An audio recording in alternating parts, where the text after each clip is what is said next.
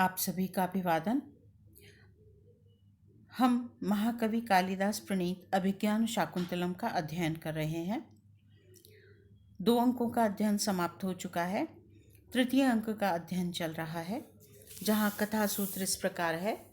राजा दुष्यंत को ऋषिगणों के द्वारा आश्रम में राक्षसों या विघ्नों की समाप्ति के लिए रोक लिया जाता है और राजा अपनी समस्त सैनिकों को, परिचरों को विदूषक के साथ वापस अपने राजधानी भेज चुका है। यहाँ राजा दुष्यंत अपने पराक्रम से, अपने बल से यज्ञों को निर्विघ्न करने में सक्षम हो गया है और एतदर्थ जो ऋषि कुमार है वह विष्कंभक के माध्यम से यह सूचना प्रदान करता है कि अब हमारे यज्ञ कर्म राजा दुष्यंत के बाण संधान मात्र से ही निर्विघ्न हो गए हैं। राजा दुष्यंत यज्ञ कार्य के समाप्त होने पर अब विचार कर रहा है अपनी अवस्था पर, अपनी जो उसकी मनोवृत्ति चल रही है उस पर। और तब वह विचार करता हुआ कहता है कि यद्यपि मैं सब विषम परिस्थितियों को जानता हूँ, यह भी जानता हूँ कि वह शकुंतला पराधीन है और तपस्या में कितनी शक्ति है, यह भी जानता हूँ, तथापि मैं स्वयं को शकुंतला विषयक विचार से उपरत करने में सक्षम नहीं हूँ, स्वयं को उससे हटाने में समर्थ नहीं हूँ। इस मनोवृत्ति के साथ अब हम आगे का अध्ययन करते हैं। राजा मदन बाधाम निरूप्य, मदन काम के लिए प्रयुक्त है, तो मदन बाधा का निरूपण करता हुआ, अभिनय करता हुआ, काम पीड़ित होने का अभिनय करते हुए, भगवान कुसुमायुध, हे भगवान कामदेव, कुसुमायुध पुष्प हैं, बाण जिसके, तो कामदेव के 5 बाणों में उसे पुष्प धनवा कहा जाता है, उसे पुष्प बाणों वाला कहा जाता है, तो कुसुमायुध उनका नाम है। हे भगवान कामदेव, त्वया चंद्रमसा च विश्वसनीयाभ्याम अतिसंधीयते कामीजन सार्थः। विश्वसनीयाभ्याम, विश्वास करने के योग्य, त्वया तुम्हारे द्वारा, चंद्रमसा च और चंद्रमा के द्वारा, कामीजन सार्थः कामी व्यक्तियों के समूह को अतिसंधीयते धोखा दिया जाता है। विश्वसनीयाभ्याम, यहाँ पर द्विवचन का प्रयोग है क्योंकि त्वया चंद्रमसा च 2 का उल्लेख किया गया है, तुम्हारे द्वारा अर्थात कामदेव के द्वारा, चंद्रमसा च और चंद्रमा के द्वारा, तो 2 हैं, दोनों ही विश्वास करने के योग्य हैं क्योंकि ये व्यक्ति में प्रिय वृत्ति को उत्पन्न करने वाले हैं। काम भाव का, प्रेम भाव का जागृत होना प्रिय लगता है, अच्छा लगता है, और चंद्रमा की जो अनुभूति है वह भी प्रिय होती है, तो दोनों को विश्वास के योग्य कहा है। त्वया चंद्रमसा च विश्वसनीयाभ्याम, विश्वास करने के योग्य तुम्हारे द्वारा और चंद्रमा के द्वारा, कामीजन सार्थः कामी जनों का समूह, अतिसंधीयते धोखा दिया जाता है, अर्थात उन्हें तुम धोखा देते हो। कुतः, क्यों, कारण बता रहा है। तव कुसुम शरत्वम शीत रश्मित्वम इंदो द्वयम इदम अयथार्थम दृश्यते मद्विधेषु। विसृजति हिमगर्भैर अग्निम इंदुर्मयूखै त्वमपि कुसुम बाणान वज्रसारी करोषि। क्या कहता है, देखिए। तव कुसुम शरत्वम, तव तुम्हारा, कुसुम शरत्वम पुष्प बाण वाला होना, शर बाण और कुसुम पुष्प, तो तव कुसुम शरत्वम तुम्हारा पुष्प बाण वाला होना, और शीत रश्मित्वम इंदोह, इंदोह चंद्रमा का, शीत रश्मित्वम शीतल रश्मियों वाला होना, शीतल किरणों वाला होना। द्वयमिदम, ये दोनों ही, मद विधेषु मुझ जैसों के विषय में, अयथार्थम दृश्यते अयथार्थ दिखाई देते हैं, विपरीत दिखाई देते हैं।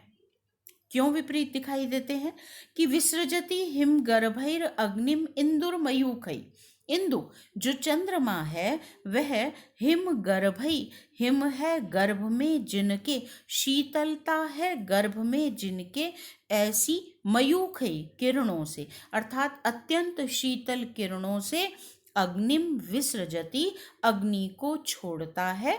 और त्वमपि तुम भी कुसुम बाणान अपने पुष्प बाणों को, पुष्प जो अत्यंत कोमल होता है, ऐसे कोमल पुष्प बाणों को वज्र सारी करोशी, वज्र के समान कर रहे हो, अर्थात वज्र के समान कठोर बना लेते हो। फिर देखिए, तब कुसुम शरत्वम तुम्हारा पुष्प बाण वाला होना, शीत रश्मित्वम इंदोह, और इंदोह चंद्रमा का शीत रश्मित्वम शीतल किरणों वाला होना, द्वयम इदम ये दोनों ही मद विदेशु मुझ जैसे, अर्थात मुझ जैसे कामी व्यक्तियों के विषय में या विरही वियोगी व्यक्तियों के विषय में अयथार्थम दृश्यते, अयथार्थ दिखाई देते हैं, विपरीत दिखाई देते हैं। क्यों? क्योंकि इंदु चंद्रमा हिमगर्भई अत्यंत शीतल गर्भ वाली या अत्यधिक शीतल मयूखई किरणों से अग्निम विसृजति अग्नि को छोड़ता है, और तुमपि तुम भी कुसुम बाणान अपने पुष्प बाणों को वज्र सारी करोशी, वज्र के समान कठोर बना रहे हो, कठोर बना देते हो। भाव क्या है यहाँ पर? वस्तुतः चंद्रमा की शीतल किरणों की अनुभूति अत्यंत रुचिकर होती है, शीतलता प्रदान करने वाली होती है, और यदि पुष्प से किसी पर प्रहार किया जाए तो वह अत्यंत कोमल होता है और वह प्रहार व्यक्ति को प्रिय लगने वाला होता है। लेकिन जो विरही व्यक्ति है, जो काम से पीड़ित है, वह वियोगी व्यक्ति इन दोनों ही के विषय में इनके जो मूल भाव हैं उनको अनुभव नहीं कर पाता, अर्थात पुष्प का प्रहार या काम का प्रहार उसे अत्यधिक कठोर वज्र के प्रहार के तुल्य लगता है, और चंद्रमा की शीतल किरणें जो हैं वे क्योंकि काम को और उद्दीप्त कर देती हैं, इसलिए ऐसी प्रतीत होती हैं मानो वे वज्र से भी अधिक कठोर हैं। इस भाव को यहाँ पर अभिव्यक्त किया, इसलिए कहा मध विदेशु मुझ जैसे लोगों के विषय में, अर्थात जो काम पीड़ित हैं और जो विरही हैं, वियोगी हैं, ऐसे लोगों के विषय में कामदेव का पुष्प बाण वाला होना और चंद्रमा का शीतल किरणों वाला होना दोनों ही व्यर्थ हैं, दोनों ही विपरीत हैं, क्योंकि पुष्प बाणों से प्रताड़ित या पुष्प बाणों का प्रहार वज्र के समान कठोर प्रहार लगता है, और जो चंद्रमा की शीतल किरणें हैं वे ऐसी लगती हैं मानो वियोग को उद्दीप्त करती हुई तपा रही हैं, जला रही हैं। इस भाव को यहाँ पर कितनी सुंदरता से अभिव्यक्त किया है कालिदास ने यहाँ पर, कि जो कामी व्यक्ति है उसकी मनोवृत्ति किस प्रकार की होती है। अब कुछ यहाँ पर व्याकरणात्मक टिप्पणी देखते हैं।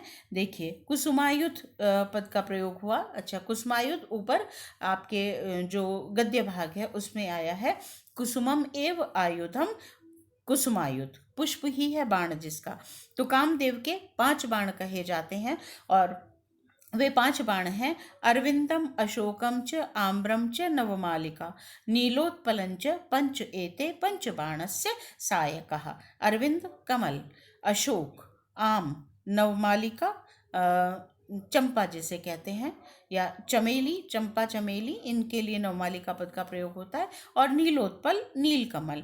ये 5 पंचबाणस्य, पंचबाण कामदेव का नाम है, जिसके 5 बाण हैं वह पंचबाण कामदेव के पंच एते सायका, ये 5 सायक कहे गए हैं, बाण कहे गए हैं। ठीक है। तब कुसुम शरत्वम, कुसुम शरत्वम यहाँ पर पुष्प बाण वाला होना, तो कुसुम पद से अत्यधिक कोमलता को यहाँ पर अभिव्यक्त किया गया है, या कहें हम कोमलता की ध्वनि अभिव्यक्त होती है। द्वयम द्वि और उससे तयप प्रत्यय करेंगे तो द्वयम पद बनेगा। अयथार्थम अर्थस्य योग्यम इति यथार्थम, यहाँ अव्ययी भाव समास हुआ, और उसे निषेध परक बनाने के लिए, निषेधात्मक बनाने के लिए नए तत्पुरुष समास का प्रयोग करेंगे तो न यथार्थम इति अयथार्थम, पहले भी मैंने बताया है आपको, नय का अकार जुड़ता है यदि व्यंजन हो आगे, और उस स्थिति में यह निषेध अर्थ को अभिव्यक्त करने लगता है। तो अर्थस्य योग्यम यथार्थम अव्ययीभाव समास, और न यथार्थम इति अयथार्थम, तो यहाँ न तत्पुरुष समास का प्रयोग हुआ। विसृजति पद है, विउपसर्ग है, सृज धातु है, और उसका लट लकार का रूप है। शीत रश्मित्वम, शीतः रश्मयः यस्य सः, शीतल हैं किरणें जिसकी, और तस्य भावः, तो शीत रश्मि चंद्रमा के लिए प्रयुक्त होगा, और तस्य भावः उसका भाव, शीत रश्मित्वम। दिन में, क्योंकि यहाँ पर एक बात और है कि यहाँ ध्वनि निकल रही है, वस्तुतः राजा दिन के वक्त, दोपहर के वक्त, आगे भी अभिव्यक्ति होगी ऐसी, दोपहर के वक्त चंद्रमा का स्मरण कर रहा है। आप सोचिए, दिन में चंद्रमा का स्मरण होना बिल्कुल ही विपरीत स्थिति है। जब सूर्य तप रहा हो तब चंद्रमा का कोई स्मरण करे, तो वस्तुतः यहाँ राजा की एक तरह से हम कहें तो उन्माद अवस्था की ध्वनि भी निकल रही है कि वह काम पीड़ित होकर, वियोग पीड़ित होकर एक उन्माद की अवस्था में पहुंच रहा है। इसलिए वह चंद्रमा की शीतल किरणों का उल्लेख कर रहा है, स्मरण कर रहा है। वज्रसारी करोषि, वज्रसार यहाँ मूल पद है, उससे च्वी प्रत्यय करेंगे तो वज्रसारी पद बनेगा, और क्री धातु और लट लकार का रूप है वज्रसारी करोषि। वज्रस्येव सारः वज्रसारः, और वज्रसार इव बलम येषाम तथा विधान, तो वज्रवत सारी करोषि, अर्थात वज्र के समान कठोर कर रहे हो, करते हो, सारी करोषि दृढ़ी करोषि, तो वज्रवत सारी करोषि दृढ़ी करोषि, ये भाव हुआ यहाँ पर।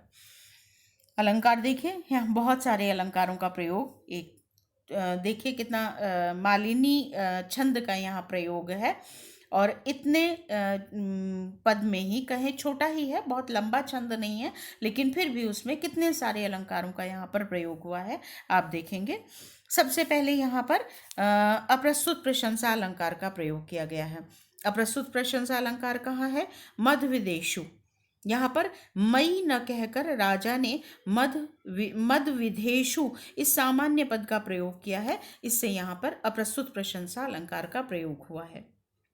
फिर यहाँ पर कुसुम बाणान पद का प्रयोग है, तो कुसुमों पर बाणों का आरोप किया गया है, इसलिए यहाँ पर क्या कहते हैं, परिणाम अलंकार का प्रयोग माना गया है, जो प्रकृत विरह के प्रसंग में उपयोगी है। राजा क्योंकि वियोगी है, तो उसके संबंध में पुष्पों पर बाण का जो आरोपण है वह उपयोगी है। यहाँ पर ध्वनि को या व्यंजना को या सहृदय आह्लादकता को अभिव्यक्त कर रहा है, बढ़ा रहा है, इसलिए यह परिणाम अलंकार है। ठीक है। वज्र सारी करोषि, यहाँ पर वज्रवत सारी करोषि यदि हम पद का प्रयोग करते हैं तो यहाँ पर समास का उपमा अलंकार का प्रयोग हो जाता है। वज्रवत में वत पद का लोप हो गया है, तो ये इसे कहते हैं समस्त पद बनाते समय जब लोप हो जाता है तो वह समास का उपमा होती है।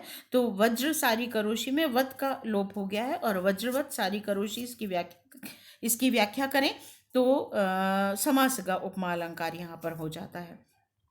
फिर यहाँ पर जो पूर्वार्ध में वर्णित पद हैं कुसुम शरत्वम और शीत रश्मित्वम, इन दोनों की अयथार्थता को या विपरीतार्थता को सिद्ध करने के लिए उत्तरार्ध में दो वाक्यार्थों को हेतु के रूप में रखा गया है, कारण के रूप में रखा गया है। क्या कि चंद्रमा की शीतल किरणों से अग्नि का विसर्जित होना और पुष्प बाणों का वज्र के समान कठोर होना, तो दो हेतु यहाँ पर रखे गए हैं। दो वाक्यार्थ जो उत्तरार्ध के हैं वे हेतु के रूप में रखे, इसलिए यहाँ पर वाक्यार्थ हेतु काव्यलिंग अलंकार का प्रयोग हुआ। फिर शीतल किरणों का अग्नि वर्षा करना और कोमल पुष्पों का बाण के समान, कोमल पुष्प बाणों का वज्र के समान कठोर होना, यहाँ पर विषम अलंकार का प्रयोग हो गया।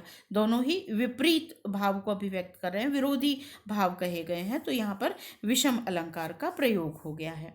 और कारण और कार्य के गुणों का परस्पर विरुद्ध वर्णन किया गया है। ठीक है। कुछ लोग यहाँ पर अपन्नुति अलंकार भी स्वीकार करते हैं और साथ ही यहाँ पर यथा संख्या अलंकार का प्रयोग किया गया है। क्रमशः सब बातों को कहा गया है, इसलिए यहाँ पर यथा संख्या अलंकार का प्रयोग है और मालिनी छंद का प्रयोग किया गया है। ठीक है, अब आगे देखिए। परिक्रम में राजा घूमता है। क्वनु खलु संस्थिते कर्मणि सदस्यैरनुज्ञातः श्रम क्लांतम आत्मानं विनोदयामि। संस्थिते कर्मणि, कर्म के संस्थित हो जाने पर, स्थगित हो जाने पर, अर्थात समाप्त हो जाने पर। किस कर्म के? यज्ञ की रक्षा रूप कर्म के संस्थित हो जाने पर, स्थगित या समाप्त हो जाने पर, सदस्य, उस कर्म के सदस्यों द्वारा अर्थात ऋषि गणों के द्वारा, अनुज्ञातः, अनुज्ञा दिया गया, श्रम क्लांतम, परिश्रम से क्लांत, आत्मानम, स्वयं को, क्वनु विनोदयामि, कहाँ मनोविनोद करूं, मैं अपना मनोविनोद कहाँ करूं, क्योंकि यज्ञ कर्म समाप्त हो गया और ऋषियों ने जाने की अनुमति दे दी। आश्रम से नहीं, उस स्थान विशेष से अर्थात कर्म विशेष से आराम दे दिया है। तो अब क्वनु खलु विनोदयामि, मैं स्वयं का मनोविनोद कहाँ करूं। फिर निश्वस्य, दीर्घ निश्वास लेकर, किम्नु खलु में प्रिया दर्शनादृते शरणम अन्यत, खलु निश्चित रूप से मैं, मेरे लिए, प्रिया दर्शनादृते, प्रिया शकुंतला के दर्शन के, ऋते अतिरिक्त, दर्शन से बिना अर्थात दर्शन के अलावा, किम्नु शरणम अन्यत, अन्य कौन सी शरण है, अर्थात केवल प्रिया का दर्शन ही मेरा मनोविनोद कर सकता है। तो यावत एनाम अन्विष्यामि, मैं इसे ही खोजता हूँ, यावत तब तक, एनाम इस प्रिया शकुंतला को ही, अन्विष्यामि खोजता हूँ। फिर सूर्यम अवलोक्य, सूर्य की ओर अवलोक्य देखकर, इमाम उग्र तप वेलाम प्रायेण लता वलय वत्सु मालिनी तीरेषु ससखी जना शकुंतला गमयति। प्रायेण, प्रायः, शकुंतला, इमाम उग्र ताप वेलाम, इस उग्र आतप की वेला को, अत्यधिक तीव्र गर्मी की या ग्रीष्म की वेला को, शकुंतला ससखी जना, अपनी सखियों के साथ, लता वलय वत्सु, लता कुंजों से युक्त, मालिनी तीरेषु, मालिनी नदी के तीर पर, किनारे पर, गमयति, व्यतीत करती है। तत्र एव तावद गच्छामि, तावद तो फिर, तत्रैव उसी स्थान पर, गच्छामि जाता हूँ। परिक्रम में घूमकर, चलने का अभिनय करता हुआ, और फिर संस्पर्शम रूपयित्वा, स्पर्श करने का अभिनय करता हुआ, जैसे वायु का झोंका आया और उसे स्पर्श करने का अभिनय करते हुए। अहो प्रवात सुभगो अयम उद्देशः, अहो अरे, अयम उद्देशः, यह स्थान तो, प्रवात सुभगो, वायु से अत्यधिक सुभग है, मनोहर है। अब यहाँ पर देखिए, ये भी यहाँ पर ध्वनि है वस्तुतः।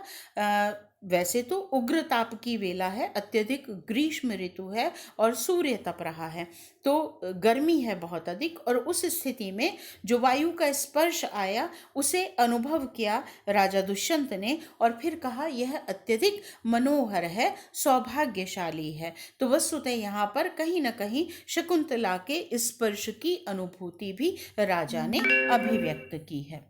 क्या कहता है? शक्यम अरविंद सुरभि कणवाही मालिनी तरंगाणाम अंगैर अनंग तप्तैर अविरलम आलिंगितुम पवनः। शक्यम अरविंद सुरभि, अरविंद सुरभि कमलों से सुगंधित, और मालिनी तरंगाणाम, मालिनी नदी की तरंगों के कण, जल कणों को, वाही वहन करने वाला, पवनः पवन, वायु, अंगैर अनंग तप्तई, अनंग तप्तई, अनंग कहते हैं कामदेव को, अंग नहीं है जिसके। और इससे पूर्व उल्लेख किया था मैंने किसी व्याख्यान में, आपको ये बताया था कि जब शिव समाधिस्थ थे तो उनकी समाधि को भंग करने के लिए देवताओं ने कामदेव को भेजा था, और काम ने जब अपने अपने प्रभाव का प्रसार किया और उससे प्रभावित होकर जब शिव की समाधि टूटी तो उनका तीसरा नेत्र खुला और तीसरे नेत्र से कामदेव भस्मीभूत हो गए।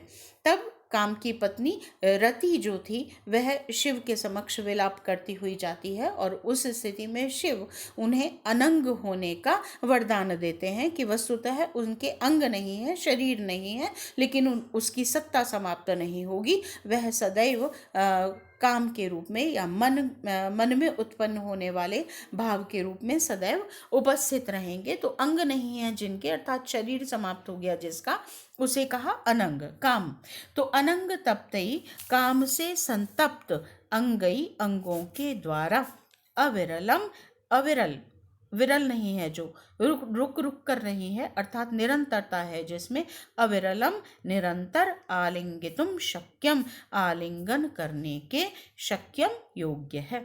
अरविंद सुरभि, अरविंद कमलों की सुरभि सुगंधि से युक्त और मालिनी तरंगाणाम, मालिनी नदी की तरंगों के कणवाही जल कणों को वहन करने वाला पवन यह वायु अनंग तप्तई काम से संतप्त अंगई अंगों के द्वारा अविरलम निरंतर आलिंगितुम शक्यम आलिंगन करने के योग्य है।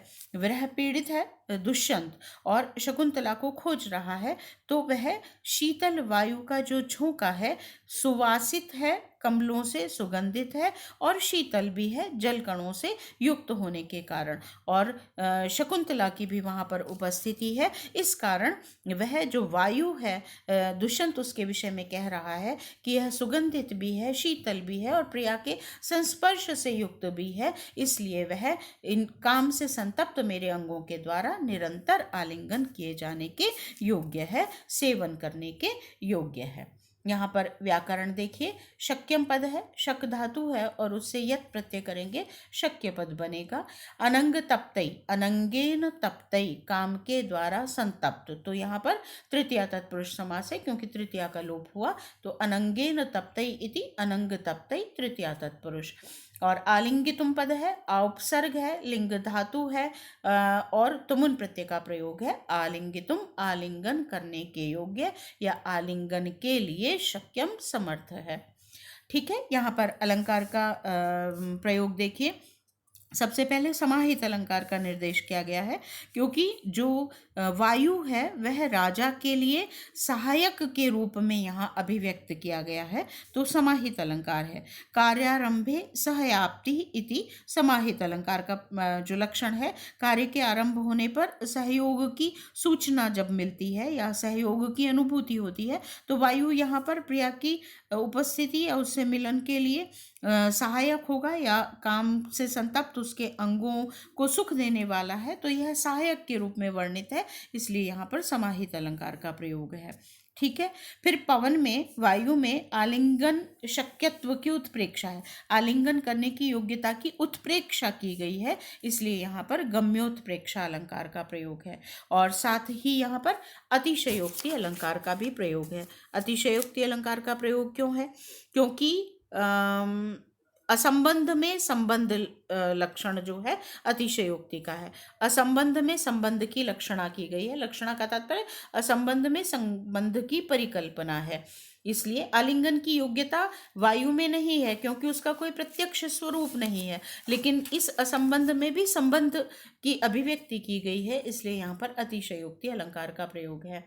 फिर यहाँ पर समासोक्ति अलंकार का प्रयोग है क्योंकि जो वायु है वह आलिंगन किए जाने पर सुख को उत्पन्न करता है, और सुख को उत्पन्न करना या आलिंगन की योग्यता ये चेतन का धर्म है। वह पवन में नहीं हो सकता, लेकिन पवन में चेतन के धर्म का आरोप किया गया है, इसलिए यहाँ पर समासोक्ति अलंकार है।